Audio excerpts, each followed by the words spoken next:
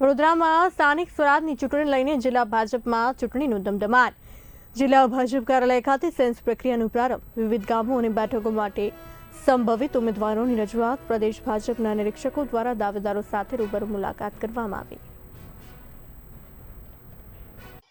Bharatiya Janata party દ્વારા વડોદરા જિલ્લા ભાજપના કાર્યાલયમાં અને એપીએમસી કરજણ ખાતે ગઈકાલથી જ અમારા જે ઉમેદવારો નગરપાલિકા, તાલુકા પંચાયત કે જિલ્લા પંચાયતની ચૂંટણી લડવા ઈચ્છુક હોય તેઓને દાવેદારી માટેની નોંધાવવાની તક આપી છે. આજે સવારથી જ વડોદરા જિલ્લા ભાજપ કાર્યાલય ખાતે સૌપ્રથમ વાઘોડિયા નગરના નગરપાલિકાના દાવેદારો હતા. એમાં 64 દાવેદારોએ પોતાની દાવેદારી રજૂ કરી છે. વાઘોડિયા નગરપાલિકામાં 6 વોર્ડ અને 24 ઉમેદવારો છે. એના 24 ઉમેદવારો માટે 64 ઉમેદવારી પત્રો અમારી તરફ રજૂ થયા છે.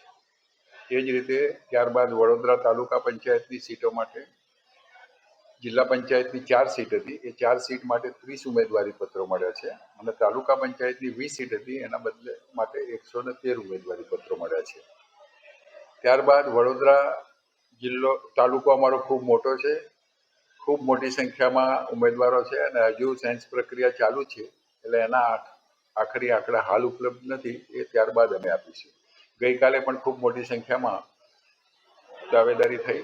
અહીંયા કાર્યાલય ખાતે સાવલીનગર, સાવલી તાલુકો અને દેસરના ઉમેદવારોએ પોતાની ઉમેદવારી રજૂ કરી અને એપીએમસી કરજણ ખાતે ગઈકાલે ડભોઈ નગર, ડભોઈ તાલુકો અને શિનોરના ઉમેદવારો રજૂ કરી. આમ 2 દિવસમાં ખૂબ મોટી સંખ્યામાં કાર્યકર્તાઓ પોતાની ઉમેદવારી નોંધાવવા ઉમટી પડ્યા છે અને એ ભારતીય જનતા પાર્ટીની લોકપ્રિયતાની એક મોટી નિશાની છે.